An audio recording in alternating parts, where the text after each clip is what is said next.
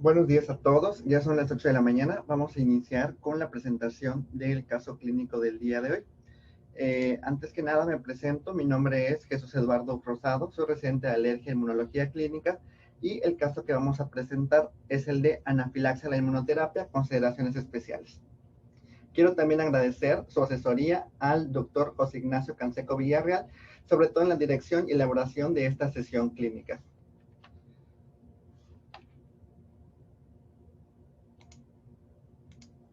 Iniciaremos conociendo a nuestra paciente. Sus iniciales son NABG. Ella acudió con nosotros a consulta en marzo del 2019. Ella es una paciente mujer del sexo femenino de 14 años de edad en ese entonces y de estado civil soltera. Su lugar de nacimiento es en Monterrey, Nuevo León, y su lugar de procedencia y en el cual habita actualmente es en Guadalupe, Nuevo León. Su escolaridad es secundaria, de ocupación estudiante, no practica ninguna religión y en ese momento, durante la consulta, el interrogatorio fue mixto con apoyo e información por parte del padre. La paciente acude a nuestro centro de alergias referida por un familiar, en este caso fue la tía. Entre sus antecedentes personales, dentro de los generales, se refiere que durante su infancia cursó con infecciones de vías respiratorias superiores al menos una vez cada mes, que duraban aproximadamente una semana y que en su inicio fueron tratadas con medios homeopáticos. A los 13 años sufrió una fractura del antebrazo izquierdo, cuyo manejo únicamente fue conservador y durante toda su vida había negado la hospitalizaciones, cirugías o transfusiones. De entre los antecedentes atópicos, sobre todo a nivel de los personales, la paciente no tenía ninguno, pero refería antecedentes atópicos familiares, tener 2 primos maternos con diagnóstico de asma y rinitis alérgica, actualmente en tratamiento. Otros antecedentes también relevantes que se refirió durante el interrogatorio fue que durante su infancia, a partir de los 2 años, la paciente había presentado cuadros de dificultad respiratoria, la mayoría de ellos asociada a infecciones respiratorias y que habían sido tratadas con micronebulizaciones con salbutamol. Sus antecedentes ginecológicos, la primera menstruación de la paciente fue a la edad de 12 años, aparentemente tenía ciclos regulares de 30 días con 5 días de sangrado y la fecha de su última menstruación en el primer interrogatorio fue el día 6 de marzo del 2019. También había referido que había presentado cuadros de dismenorrea, los cuales hasta cierta manera podían resultar incapacitantes y que era necesario el uso de AINES. Generalmente la paciente se automedicaba con una tableta de ibuprofeno cada 8 horas, una tableta de 800 miligramos por aproximadamente 3 días. Entre sus antecedentes personales no patológicos, ella habita en casa de fraccionamiento, refiere que tiene cercanía con plantas, sobre todo palmas en el hogar, no hay presencia de pastos y niega convivencia con mascotas. En su habitación, tiene una habitación propia, refiere que posee también una alfombra, la cual realiza aseo cada tercer día, tiene cortinas tipo persiana con limpieza cada 3 meses y también cuenta con un mini split con limpieza de filtros cada 2 meses. Y de igual manera refirió que el colchón en el que duerme es de 1 año de uso y generalmente la limpieza de sus colchas, fundas y sábanas es cada semana. Con respecto a sus antecedentes asociados también al medio ambiente, refiere cercanía a parques, los cuales no frecuenta y niega otras exposiciones como a biomasa y también a fábricas cercanas al hogar. La primera vez que acudió con nosotros la paciente fue el día 7 de marzo del 2019, en el cual su motivo de consulta principal fue el de obstrucción nasal. Cuando llega con nosotros, sus síntomas generalmente eran de características de predominio nasal, en los cuales presentaba prurito nasal, estornudos y rinorrea prácticamente toda la semana. Y refería también congestión 4 días a la semana, que le condicionaba la mayoría de estos síntomas, despertares nocturnos prácticamente a diario y que afectaba con sus actividades del día y también le condicionaba muy mala calidad de vida. En la exploración física, pues, estaba dentro de parámetros de normalidad y tenía un IMC adecuado para su edad. Se documentó que había una hipertrofia de cornetes con una obstrucción de aproximadamente el 60%, bilateral en la mucosa nasal, presencia de rinorrea hialina y amígdalas hipertróficas en un grado 2 a 3. En ese momento se realizó el diagnóstico y tratamiento, pero previamente se realizaron pruebas cutáneas. En base a ellos y con los resultados, se estableció el diagnóstico de rinitis alérgica moderada grave persistente y se inició inmunoterapia subcutánea, además del apoyo de un esteroide nasal y el uso de antihistamínico. Las pruebas cutáneas de la paciente resultaron positivas a Fraxinus americana, con las dos variedades del dermatofagoides, que es el que conocemos como ácaro de polvo. Bueno, después de que se realizó el diagnóstico de la paciente, estableciéndola como una rinitis alérgica, la paciente presentó posteriormente visitas subsecuentes y se evaluaron las eventualidades en cada una de ellas. El día 9 de mayo del 2019, al acudir la paciente a consulta, refirió que había aparición de una roncha en una ocasión tras la aplicación de la inmunoterapia. Esta era de características de un diámetro de 2 por 3 centímetros.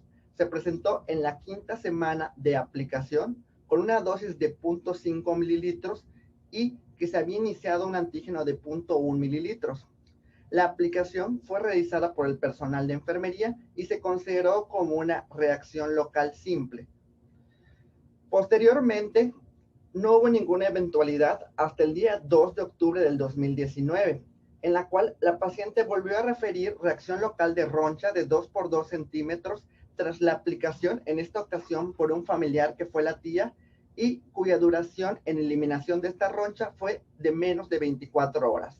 También refirió prurito leve asociado y desconoce realmente, en el análisis del expediente se desconoce la semana de aplicación y también la dosis aplicada. Posteriormente, vuelve a presentar otro episodio de reacción local el día 27 de noviembre del 2019.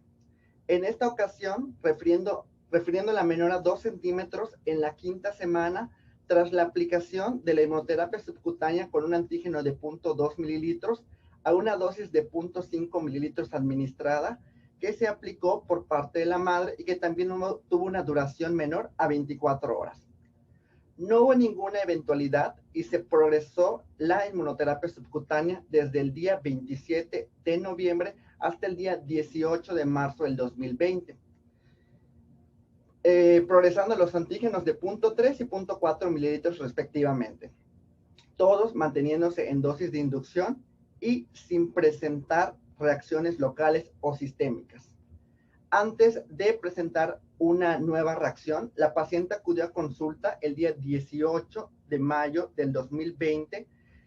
Refiere que no había presentado ninguna nueva eventualidad, no había presencia de ninguna roncha y tampoco ninguna reacción tanto local como sistémica asociada a la inmunoterapia, y se indicó en ese entonces la inmunoterapia subcutánea con un antígeno de 0.55 mililitros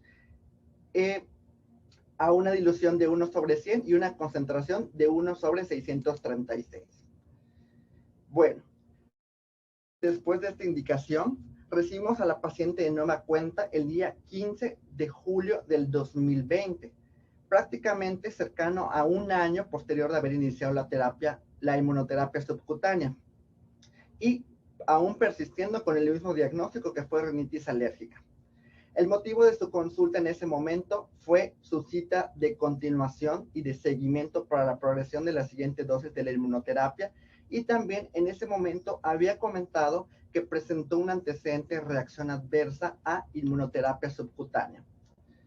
El padecimiento actual se desarrolla el día 15 de julio del 2020, pero la paciente refiere que el día 24 de junio del 2020, en el lapso en el que se encontraba con la administración de inmunoterapia subcutánea con antígeno de 0.55 mililitros, Tras administrar o aplicar la quinta dosis subcutánea de 0.5 mililitros, a los 5 minutos presenta síntomas de urticaria, caracterizada sobre todo por aparición de ronchas generalizadas y también de prurito generalizado, tos, disnea y náuseas, lo que consideró en ese momento acudir inmediatamente a un hospital en el que fue tratada con dexametasona intramuscular y no se tienen otros antecedentes respecto al manejo, pero refiere ella que hubo una mejoría del 100% a las pocas horas de observación, fue dada de alta y ella decidió continuar con las dosis de aplicación de inmunoterapia subcutánea. Como antecedentes de importancia, o sobre todo en el interrogatorio dirigido, encontramos que la paciente se encontraba cursando con el primer día de su menstruación, no había uso de medicamentos, sobre todo asociados a AINE, y tampoco la paciente había realizado ninguna actividad o esfuerzo físico intenso horas antes de la aplicación de la inmunoterapia subcutánea.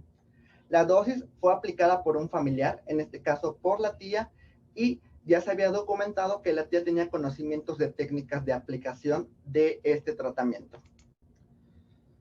Respecto a la evolución del cuadro clínico, durante ese momento, el día 15 de julio del 2020, durante esa consulta, la paciente refiere que al inicio del frasco de inmunoterapia subcutánea presentó una reacción local en las dos aplicaciones con el antígeno de 0.55.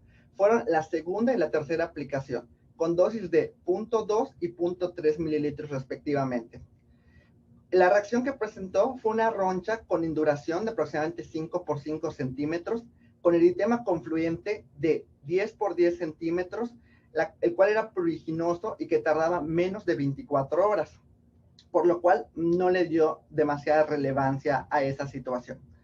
Sus síntomas de rinitis alérgica habían aumentado, tenía estornudos todos los días, de predominio matutino en salvas de 5 a 10, aparte presentaba rinorrea también, diaria, escasa, hialina, sin predominio de horario y de características bilaterales. Presentaba 3 de los 7 días a la semana prurito nasal bilateral, sobre todo en la región anterior de la nariz, y volvía de nueva cuenta a presentar datos de congestión bilateral, la cual era de predominio nocturno y coincidía con que sus síntomas interferían en su calidad de vida. En la exploración física encontramos una mucosa nasal seca, pálida. Había además hipertrofia de cornetes con una obstrucción mayor al 80%, una faringe hiperémica con descarga retronasal hialina, pero aún así sus signos vitales se mantenían dentro de parámetros de normalidad. En ese momento, con los antecedentes que había comentado del evento que había sufrido, se consideró el diagnóstico de una anafilaxia a inmunoterapia subcutánea clasificada como moderada, y se hizo una reclasificación de su padecimiento de base, que era la rinitis alérgica, en este caso considerada como moderada grave persistente. Se inició tratamiento, se modificó, y más bien se ajustó la dosis de inmunoterapia a un antígeno de 0.05 mililitros. Las guías refieren que se puede disminuir hasta 1/10 de la dosis tolerada hasta antes de la reacción de anafilaxia, y se decidió en ese momento, en base al antígeno de 0.05 mililitros, continuar el tratamiento de inmunoterapia hasta la progresión a la dosis máxima tolerada anterior, que fue de antígeno de 0.4 mililitros. Continuó, se siguió administrando los mismos componentes alérgenos, que era el fraxinus y el ácaro de polvo, y se farmacológico a través de esteroide nasal antihistamínico, el cual se sugirió fuera también mediante premedicación 1 o 2 horas antes de la aplicación de la inmunoterapia subcutánea, aseos nasales cada 12 horas, y se le instruyó a la paciente en el adecuado uso del kit de anafilaxia con una dosis de adrenalina de 0.5 mililitros intramuscular por razón necesaria. Las recomendaciones, además, durante esta consulta fue de educación a la paciente y al padre, sobre todo para el reconocimiento de los datos de alarma y evitar otros factores asociados que pudieran agravar el estado de anafilaxia, y también se le proporcionó el teléfono de guardia y un plan de acción de anafilaxia individualizado. De julio del 2020 a mayo del 2021 se continuó con la progresión de la inmunoterapia subcutánea acorde al esquema de inducción hacia la dosis máxima tolerada, que era el antígeno de 0.4 mililitros.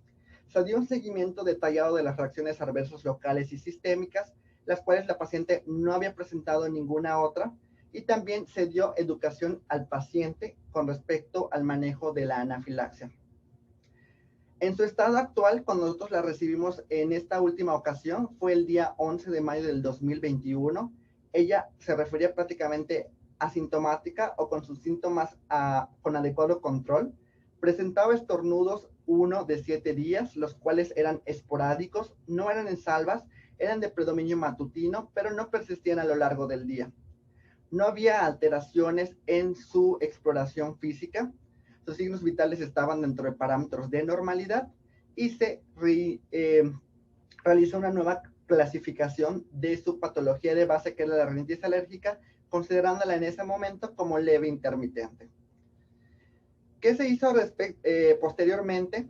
Se decidió que tras haber completado una etapa de inducción y cuya meta era llegar al antígeno previamente tolerado antes de la reacción, se inicia la fase de mantenimiento con inmunoterapia subcutánea con un antígeno de 0.4 mililitros, ya con dosis estándares de 0.5 mililitros y aplicaciones cada 15 días. Durante ese momento, la paciente no refirió ninguna reacción local y únicamente había referido situaciones eventuales de prurito escaso tras la aplicación de la vacunación. Por último, no comentó tampoco que hubiera desde el momento en el que se hizo el ajuste de la dosis de la inmunoterapia y se inició tratamiento de premedicación, que hubiera habido nuevas reacciones sistémicas, y refiere ella que del momento en el que inició la inmunoterapia hasta entonces había presentado una mejoría de aproximadamente el 90% de sus síntomas. Bueno, este caso es muy importante y muy relevante porque tenemos nosotros que primeramente detectar y determinar que siempre va a haber ciertos alérgenos que van a tener mayor predisposición al desarrollo de reacciones alérgicas graves, entre ellos la anafilaxia.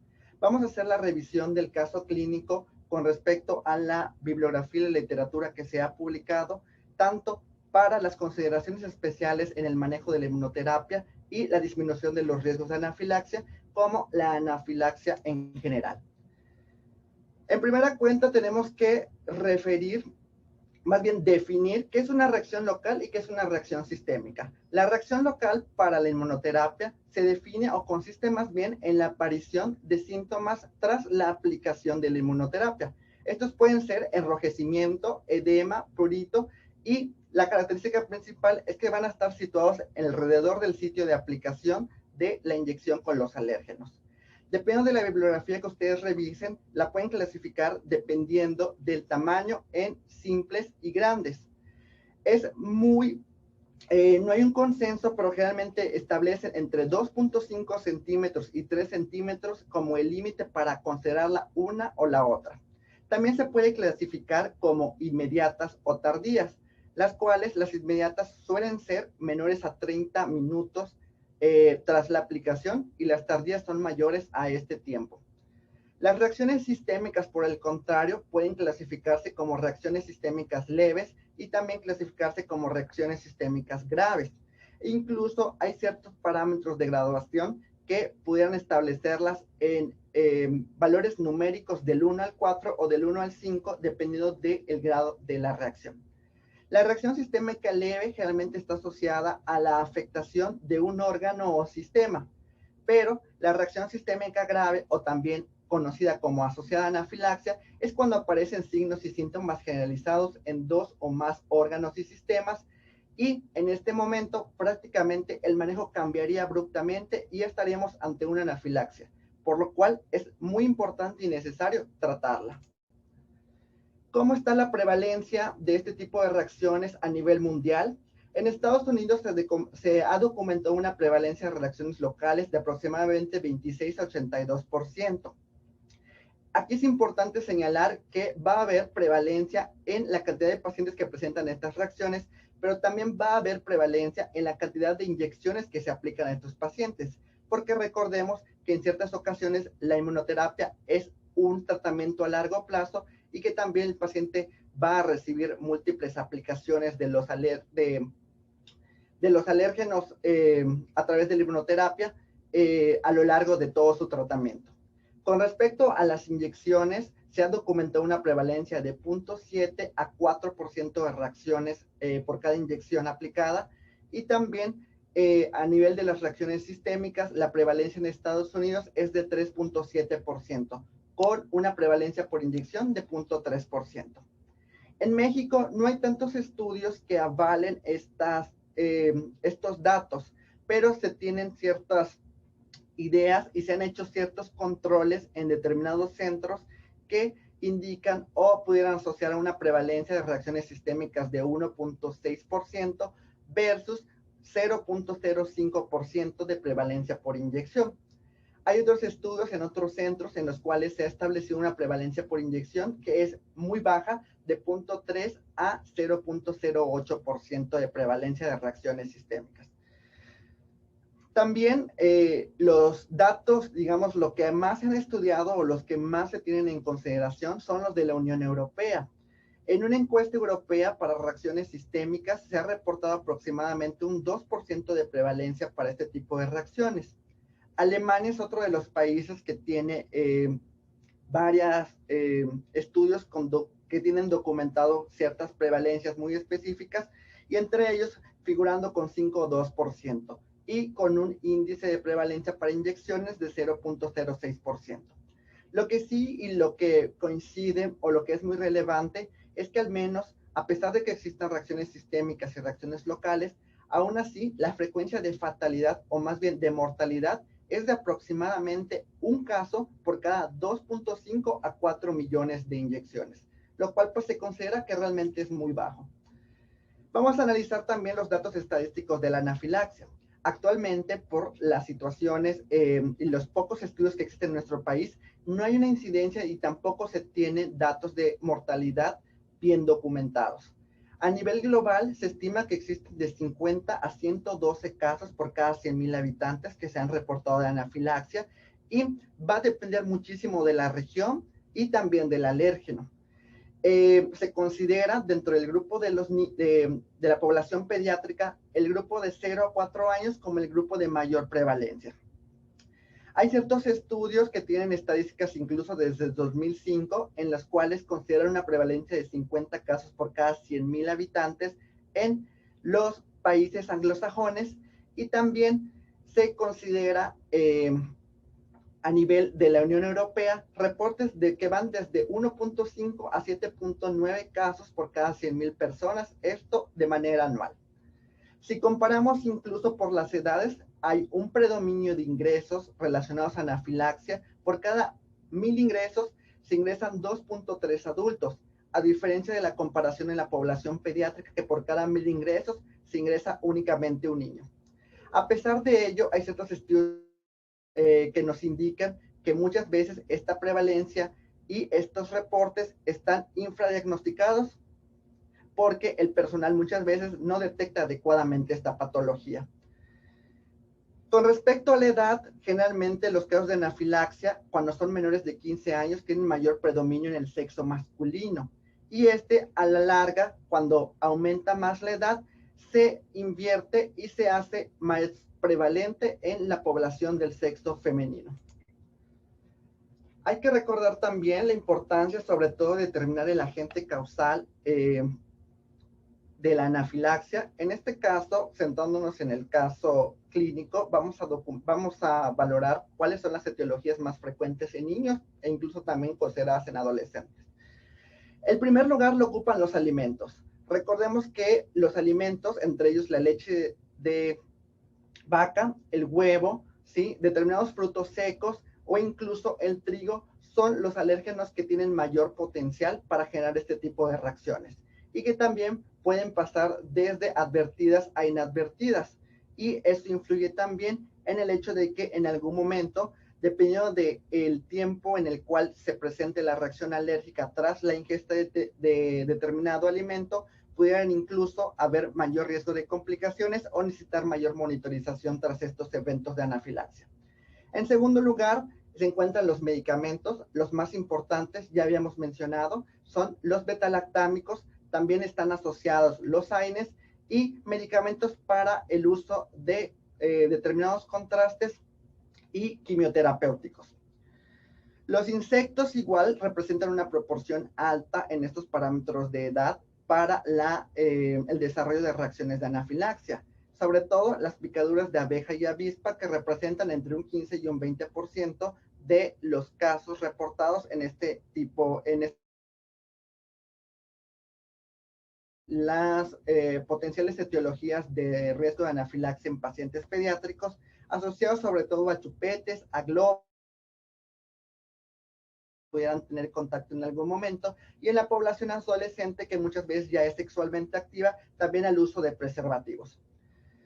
Otros de los factores etiológicos para el desarrollo de anafilaxia en niños, que hasta cierto punto pueden considerarse relevantes, pero son un poquito más raros, son los inhalantes, por ejemplo, pólenes y epitelios, y también factores físicos e idiopáticos, entre ellos el ejercicio o donde hay actividades físicas de alto impacto. Es necesario también mencionar, también la menstruación pudiera ser un cofactor para el desarrollo de este tipo de etiologías físicas para la predisposición al desarrollo de anafilaxia, sobre todo por el aumento de los niveles más altos de progesterona en el organismo de las mujeres que padecen este tipo de situaciones asociadas a la anafilaxia.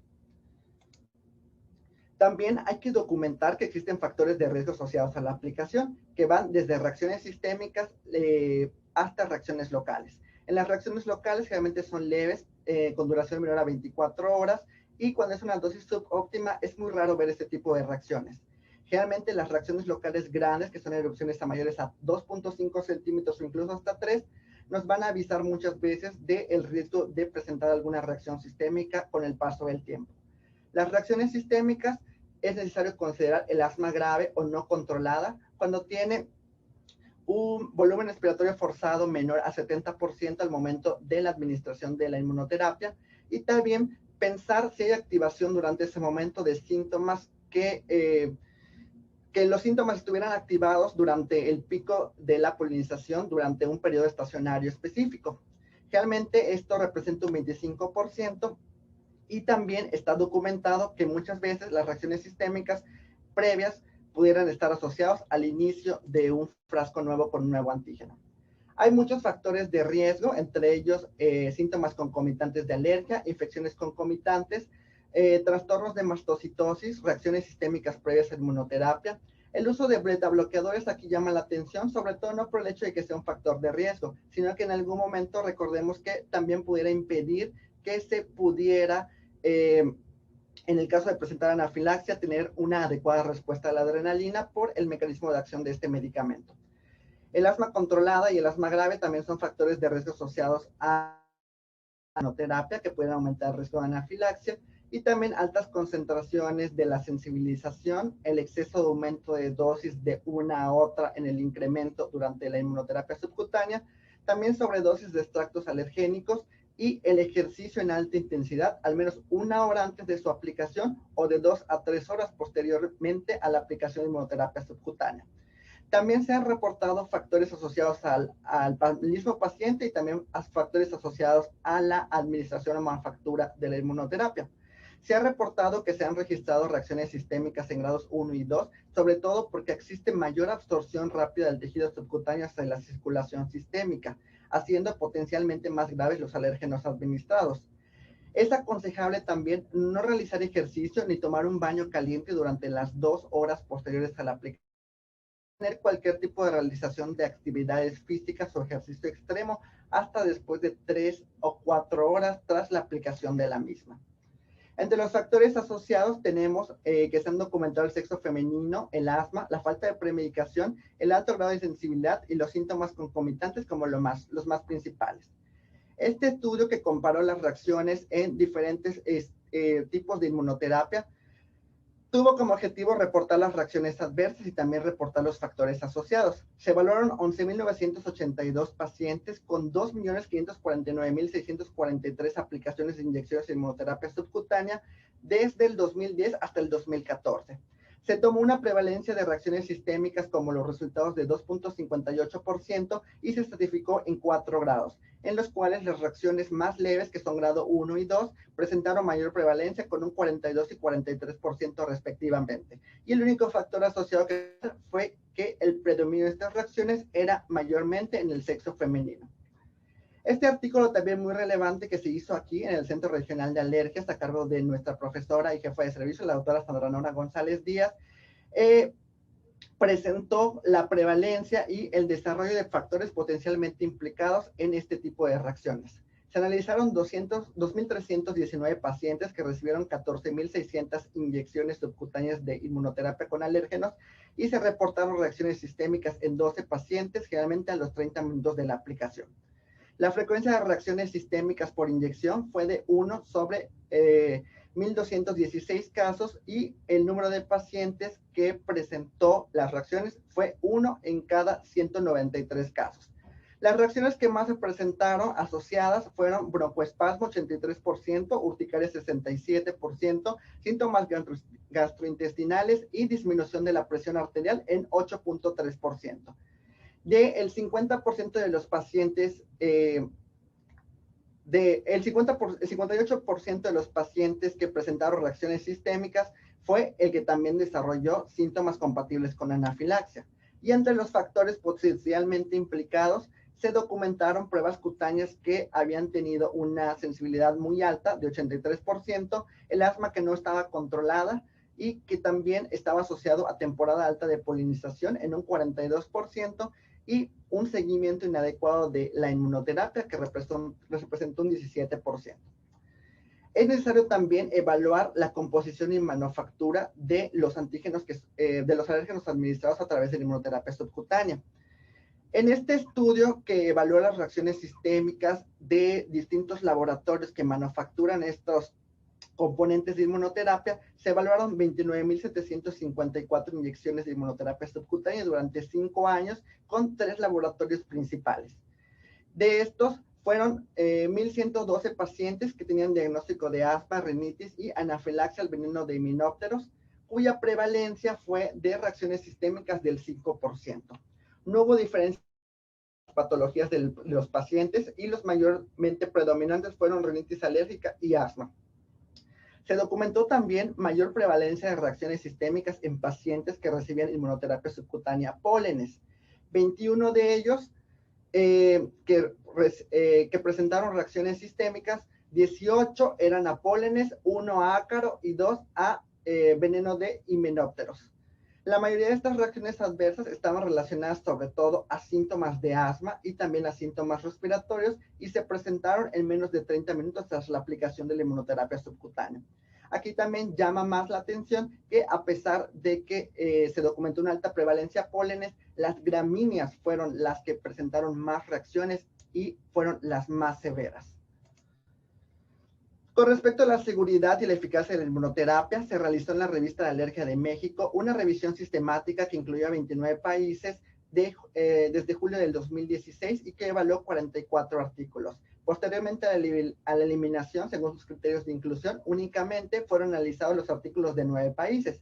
Se evaluó la seguridad en población de 1 a 83 años y la presencia de reacciones locales más frecuentes.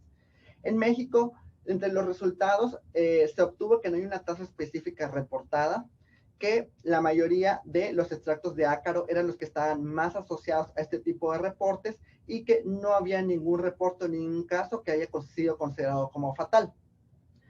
Entre las limitaciones de este estudio es que refieren que hubo una heterogeneidad con respecto a las distintas formas de aplicación de la inmunoterapia y que no hay una escala realmente avalada para que nos pueda especificar o para que nosotros podamos determinar una prevalencia general en la población. También la frecuencia de las reacciones va a ser mayor en extractos acuosos versus los extractos modificados, y aquí en México los extractos acuosos son los que, según el estudio, fueron los más reportados. La frecuencia de reacciones sistémicas con inmunoterapia subcutánea se estimó aproximadamente del 3 al 17% y con inmunoterapia sublingual de 1.4%. La evaluación también de la seguridad se ha hecho por grados. Se ha hecho también este estudio que tardó 2 años por el Colegio Americano de Alergia, Inmunología Clínica y Asma, y también supervisado por la Academia Americana de Alergia e Inmunología de Asma. Se evaluaron 1.816 pacientes con reacciones sistémicas de inicio temprano en 86% y 284 de inicio tardío. Se clasificó en grados de leve, moderado y grave, y también se evaluó el uso de adrenalina para estos casos. Se obtuvo que los pacientes que presentaron reacciones con grados graves fueron los que más utilizó la adrenalina, pero en las situaciones moderadas, que fue un 10%, el uso de adrenalina antes de los 30 minutos solo se reportó en un 93%, y después, aún así, considerando una reacción anafiláctica moderada, que debería tratarse también como adrenalina, solo el 67% recibió esta atención. Vamos a evaluar los síntomas en las reacciones sistémicas y locales. Recordemos que para las reacciones locales únicamente debe haber enrojecimiento, edema y prurito para considerarla como tal, y la clasificación va a ser en base a la medida de esta reacción. Pero a nivel sistémico podemos tener situaciones sobre todo asociadas a nivel de la piel, que son las más comunes, como prurito, urticaria y angioedema, también asociadas a alteraciones respiratorias como disfonía y sibilancias, gastrointestinales, entre ellas náusea, vómito y diarrea, y por último cardiovasculares como síncope e hipotensión. Hay varios estadios que nos indican la gradación de los síntomas. La mayoría de ellos concuerda con que al menos en un nivel 1, pues generalmente va a haber asociación a síntomas tegumentarios o de la piel. Entre ellos prurito, enrojecimiento, urticaria y angioedema. Y puede verse acompañado también de algún otro sistema que pudiera estar asociado, como el digestivo, respiratorio, cardiovascular. Entre ellos síntomas como náuseas y calambres, vómito, evacuaciones, rinorrea, ronquera, disnea, edema laringio, broncoespasmo y cianosis, y afectación cardiovascular que va desde taquicardia hasta choque o incluso parada cardiorrespiratoria. Y esto se gradúa de 1 a 4 grados dependiendo de los síntomas que vaya presentando el paciente. Esta nueva clasificación, igual tomada de Echeverría-Sadaire, presenta una clasificación un poquito más específica, pero los componentes son leve, moderado y grave, más allá que un grado por número de estadificación. La aparición generalmente, lo principal es la manifestación cutánea, que puede ir de igual manera asociada sobre todo a algún síntoma digestivo, respiratorio, cardiovascular o neurológico. Y esta tabla considera ciertos síntomas como para el inicio ya de aplicación de adrenalina o incluso ya de pensar en anafilaxia en la población pediátrica. ¿Cuáles son? Cualquiera de los síntomas leves más la asociación de disfonía, tos perruna, disnea, sibilancias moderadas, o también que haya casos de cianosis, parada cardiorrespiratoria, hipotensión y colapso, arritmias, bradicardia y paro cardiorrespiratorio. Recordemos que en el momento en el que se instale un paro cardiorrespiratorio, el manejo debe ser en base dirigida a esta situación. Por último, la guía de la UAU recomienda igual ciertos grados de estratificación, sobre todo asociados al diagnóstico de la anafilaxia. En un estadio 1 podemos presentar síntomas cutáneos que van desde prurito, urticaria y enrojecimiento o calor localizado, más algunos de los siguientes, que pudieran ser síntomas respiratorios superiores como rinitis, estornudo, rinorrea, obstrucción nasal o prurito nasal, o afectación conjuntival como eritema conjuntival y otros como náusea, sabor metálico y cefalea. Si llegara a haber alguno de los síntomas anteriores, más la afectación de algún otro órgano, como síntomas respiratorios, síntomas asociados a patrones respiratorios inferiores como asma y que también no responden a broncodilatadores, o síntomas respiratorios superiores con falla respiratoria asociado o no a la pérdida de la conciencia. Desde este momento ya no se trata de una reacción sistémica leve, sino ya se trata de anafilaxia y como tal debe ser manejada. ¿Cuál es el tratamiento? El tratamiento aquí, según las guías GIMIT, es importante establecer. Los dos primeros puntos son cuando ya sabemos que el paciente tiene un antecedente de anafilaxia. Entonces, ¿qué hay que hacer? Establecer un protocolo por escrito y detener en ese momento o discontinuar el desencadenante en la medida de lo posible. Posteriormente, en caso de un estadio agudo de anafilaxia, hay que valorar el estado circulatorio, el ABC, y posteriormente, al mismo tiempo, realizar la solicitud de ayuda a un servicio de emergencias, inyectar adrenalina intramuscular en la parte anterolateral del muslo con una dosis de 0.01 mililitros por kilo a un base comercial de 1 miligramo sobre mililitro, con un máximo de 0.5 mililitros en los adultos y 0.3 mililitros en los niños. Y estas dosis incluso se pueden repetir en periodos de 5 a 15 minutos dependiendo de la evolución del paciente. Es necesario también colocar al paciente en decúbito o en posición cómoda y evitar sobre todo el riesgo de desencadenantes asociadas también al vómito y elevar las extremidades inferiores para mejorar el retorno venoso. Proporcionar oxígeno suplementario, establecer un acceso intravenoso para la reposición de líquidos y en el momento en el que el paciente empeore o empiece a presentar datos de parada cardiovascular, iniciar reanimación cardiopulmonar. Posteriormente a ello, vigilar detenidamente al paciente con respecto a sus signos vitales y a un monitoreo continuo. Las medidas de seguimiento en el caso de los pacientes que han presentado reacciones sistémicas a la anafilaxia generalmente son observaciones que van desde 30 minutos a 1 hora, dependiendo del grado de la reacción. Y se recomienda que tras unas semanas se administren antihistamínicos H1 no sedantes de segunda generación y si son pacientes que tienen diagnóstico de asma se haga un ajuste temporal de su manejo. En pacientes que han tenido reacciones sistémicas graves, se recomienda hospitalizar para mantener vigilancia y sobre todo para disminuir el riesgo de reacciones bifásicas. Ya habías comentado que estas reacciones pudieran desencadenar otra vez nuevos síntomas de anafilaxia entre la 1 y 72 horas posteriores y que también pudieran tener una media de 8 horas para la presentación de este tipo de reacción. En pacientes que han presentado incluso anafilaxia y también se documentó choque anafiláctico con hipotensión, se recomienda administrar esteroides sistémicos de 1 miligramo por kilo día, aproximadamente durante 5 días, y antihistamínicos H1 de segunda generación. Este estudio nos indica si la premedicación es adecuada. No hay un antihistamínico adecuado, generalmente es dependiendo de cada individuo, pero se recomiendan antihistamínicos H1 no sedantes y antileucotrienos para disminuir las reacciones locales tras la aplicación de la inmunoterapia. 1 o 2 horas antes de su aplicación no va a afectar su actividad y van a disminuir las reacciones locales y las reacciones sistémicas leves, pero nunca la premedicación va a controlar o va a prevenir la anafilaxia.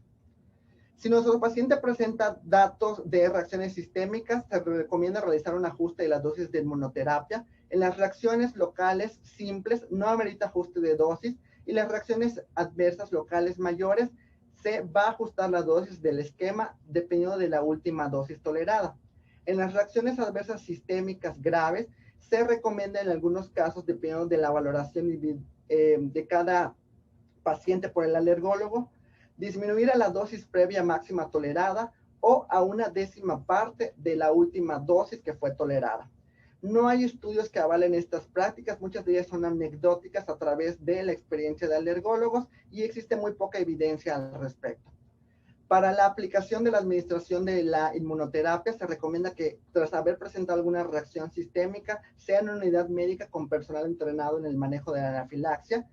Puede ser en un consultorio siempre y cuando el personal médico esté adiestrado en el tratamiento de la anafilaxia y también en el domicilio no es recomendable, sobre todo cuando se sospecha de que los pacientes pudieran tener mayor riesgo de presentar otra vez nuevas reacciones graves.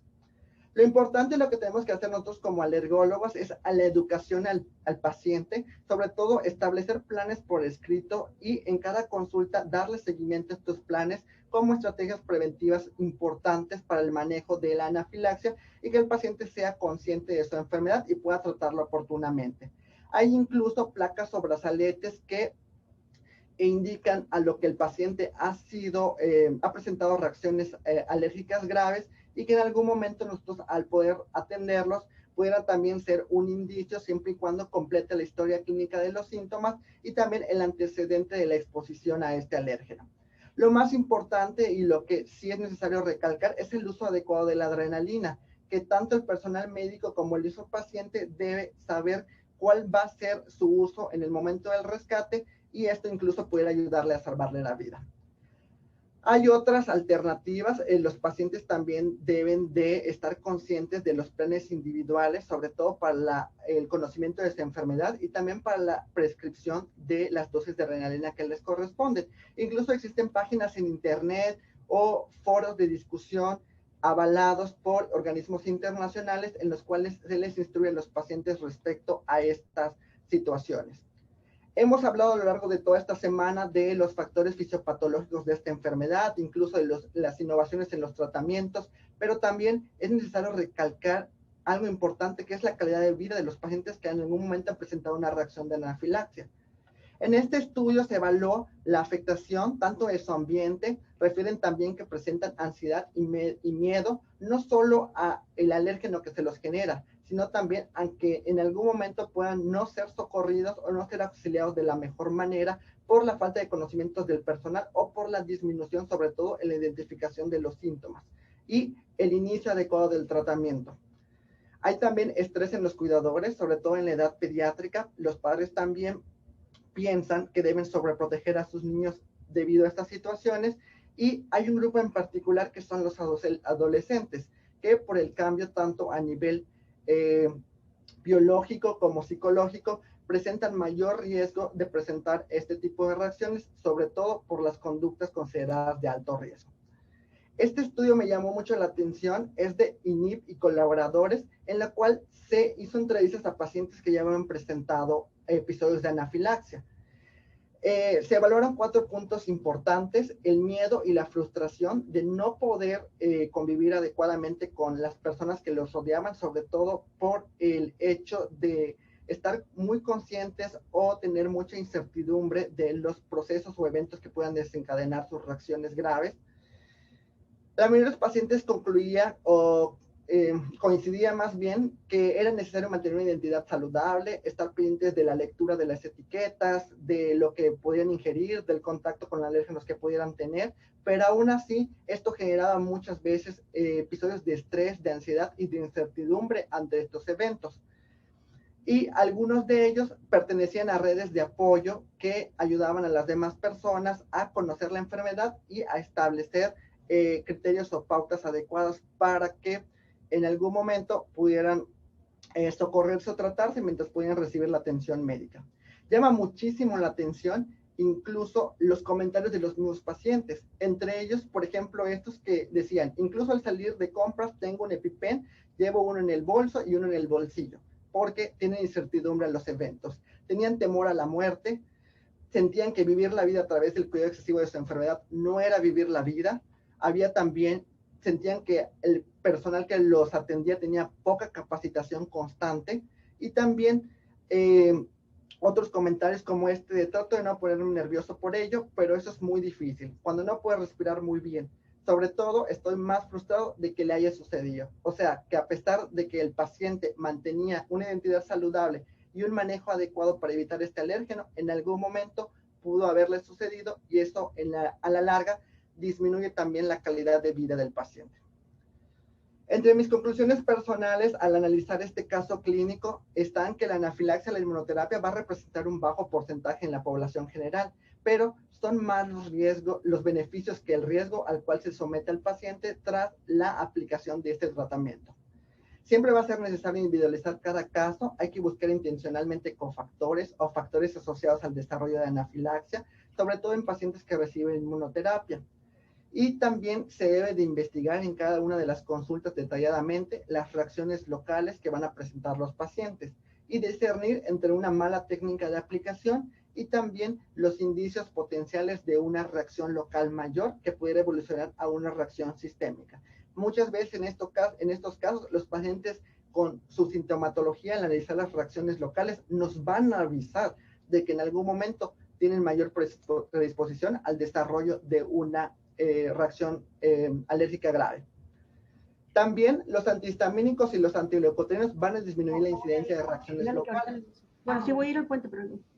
Pero no van a interferir en el riesgo de presentar anafilaxia. La detección oportuna de la anafilaxia y el uso adecuado de la medicación, con el énfasis correcto en el empleo de la adrenalina intramuscular, va a ser un factor muy importante. Va a representar una oportunidad de fortaleza necesaria que tiene que conocer todo el personal de salud. Y también el paciente debe recibir un tratamiento multidisciplinario, va a incluir la verificación adecuada de la técnica de aplicación por parte del médico o la enfermera, el apoyo psicológico para llevar su patología y campañas de concientización como la que se está realizando en estos momentos durante esta semana, en la cual se les informa de los riesgos de la enfermedad a familiares, amigos, lugar de trabajo y escuelas, con énfasis en las redes de apoyo. Siguiendo siempre nuestro lema de esta semana, que es estar conscientes de la enfermedad, estar preparados y de esa manera salvar vidas. Por último, a pesar de que durante esta semana estuvimos difundiendo el conocimiento actualizado, también es importante generarlo. Entonces, en base a ello, a través de la coordinación de nuestra profesora y jefe de servicio, la doctora Sandra Nora González Díaz, en colaboración con la doctora Rosa Laura Virginia Villarreal González y un servidor, estamos actualmente en un protocolo de investigación que analiza los niveles de riesgos de reacciones alérgicas y de anafilaxia en los pacientes que han recibido o no la vacuna para COVID-19. Esta es una invitación para todos ustedes para que pudieran apoyarnos en responder este cuestionario.